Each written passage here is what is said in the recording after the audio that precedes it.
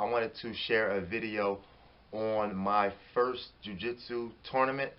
I know I mentioned in my previous video that I was really heavy into sports growing up, so it was mostly football, basketball, kind of team sports, but I was never really involved in any individual sports like, your bowling, golf, tennis, wrestling, things like that, things where it's just you and the opponent.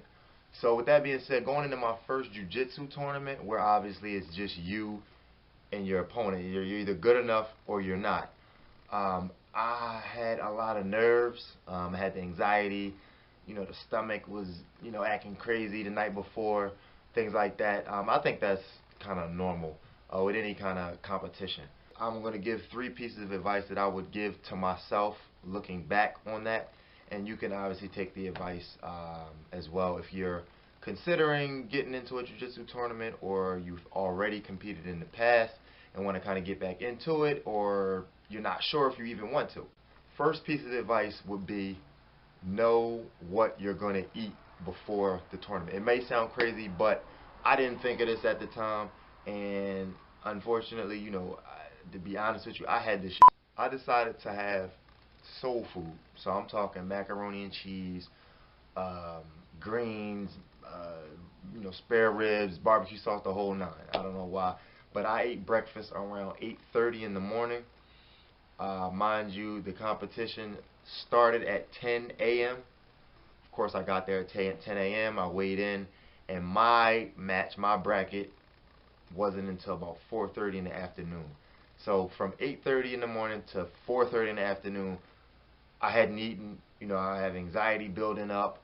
I'm anxious. I got the adrenaline going. I'm just, I'm ready to go. It wasn't a good mix. So that's the first piece of advice. Know what you're going to eat before. Plan to have gaps of time where you're not eating. So if you want to bring like some snacks or bring some food with you that you can kind of snack on while you're waiting, that's probably a good idea too. The second piece of advice would be to have a plan. I think having a plan is really, actually I would make that number 1. I would make, if we were going in order, I would make have a plan the number 1 piece of advice. My plan, I did have a plan, but it wasn't as thorough, I guess, as I would have liked it to have been. So basically my plan going in was to make sure you end up on top, Kyle. Just whatever you have to do, make sure you end up on top. I don't have a judo background or any type of anything other than, like I said, football and basketball. So what came natural to me was a tackle, a football tackle, a double leg, I guess you would call it in wrestling. So that was my plan. Get a double, end up on top, whether it's side control, full mount, and then kind of just start working submissions from there. That was as far as I went with my plan. What you don't want to do, again, this is just my opinion, is go in thinking that you're just gonna figure it out, just kind of wing it. That 9 times out of 10, that's not gonna end well. So that's the second piece of advice. And then the third piece of advice would be to just have fun. Just have fun. At the end of the day, it's a competition. Yes, you're going there to compete. Everybody wants to win, but there's only one winner. There's nothing life-changing is gonna happen. It's just a jiu-jitsu tournament. Obviously, there's only one winner. You may come in first, second, third. You may not place at all. But at the end of the day, you've had the experience. Hopefully, you have had fun. And just soak in the experience, basically, is what I'm trying to say. Don't overthink it like I did. Just go out, give it your best, and whatever happens, happens. So now what I'll do is I'll go ahead and go into the video of my first tournament. I came in 3rd place. I believe it was 8 competitors. I believe it was 8 competitors there that day in my division. I had 3 matches. I could be off with the numbers, but I had 3 matches. I came in 3rd place. And yes, I'll go ahead and go into the video now. Thanks for watching. Again, like, subscribe, and comment if you have any questions that you may want me to answer. And thank you for watching. Thanks. Alright, so this is the first match. Again, my mindset was just to get a double tackle. I kind of put a little trip in there as well. Got him to the ground right here. I'm just fighting, trying not to get in the guard. I really didn't want to get stuck in his guard. I didn't know what he knew, so you see me fighting really hard, so that I wouldn't get in his guard. The instructor there, the ref rather, reset us here. So here I just grabbed the opposite collar. My right hand is on his right collar, and I kind of forced it across his neck, stood up, and I'm watching out for the arm bar. When I do that, when I have my arm extended like that, you always want to be aware of the arm bar. So he's kind of fighting. I decided to just switch my hips until he calmed down a little bit. And again, my adrenaline is still, pumping. I'm really excited here too, so I'm trying to calm down and think about what I'm doing. So I went from that first key lock to the second one here, and I finished that one in about a minute. So here's the second match. He was a wrestler. I saw him. He actually competed against one of my classmates prior to this match, and he beat him. So I could tell that he obviously had some wrestling background. He was strong too. His grips were like kind of hard for me to get it loose, but I think I had pretty good balance, and so did he. There you saw a scramble on the feet. Neither one of us went down. So at this point, again, I go back to my plan. I need to get a double. I got one leg there. I kind of got overextended, lost my balance. Right here, I noticed wrestlers like to go for the front headlock, so kind of avoided that. So we're back up to the feet, and again, I'm like, I think I got kind of desperate here. I just was like, look, I'm gonna just try and sling them, and that's clearly not the thing to do. I ended up on bottom here, and I didn't want to get mounted. I really don't know the point system, but I do know that if your opponent gets you mounted, I'm pretty sure that's more points than side control or whatever. So he was clearly playing for points there. He never tried to mount or anything like that. So he's kind of establishing position there. And I'm just waiting. There's no point in me wasting my energy at this point. I'm in a bad position. I'm waiting for him to make a move so that I can kind of counter.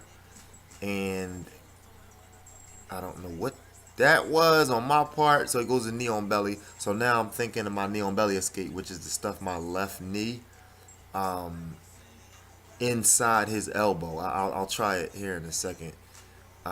So I'm waiting for him to go back to knee on belly. He's obviously playing for points. He went from side control to knee on belly. Now he's back in side control. He's going to hop back up to knee on belly to get more points. He's just, so there you go. So he's got the knee on belly. I went with my shin on the inside of his elbow and tried to push. But again, he had good balance, strong guy. So that didn't work. So now at this point, I'm at the part where I'm out of options. That didn't work. I'm down on points. Don't know how much time is left exactly in my head. If you ever been in a competition, your head is kind of spinning or whatever. So I don't know how much time I had left. So we reset here, and I'm gassed. That's definitely one of my weakest points. One of my weak points in my game is my endurance. So I'm waiting for that, and what I did there was the elbow push. I saw that video a while ago. So I went for the elbow push there, and he got to my back. And here I was waiting for him to cross his feet, which he did, and I tried to reach for his feet to do the little ankle lock thing, but his coach or whoever it was yelling to him, "Don't cross your feet, don't cross your feet." So I couldn't get that. That was my last thing that I could think of. At this point, I'm just fighting to not get tapped out. But he ended up getting his wrists kind of under the neck. Got me flattened out there. And I think I tapped out here in a minute. And again, he didn't cross his feet after his coach yelled it out to him. He almost did right there, but yeah, he got me. So that was good. He did what he had to do. He got on top, and he finished me with a choke.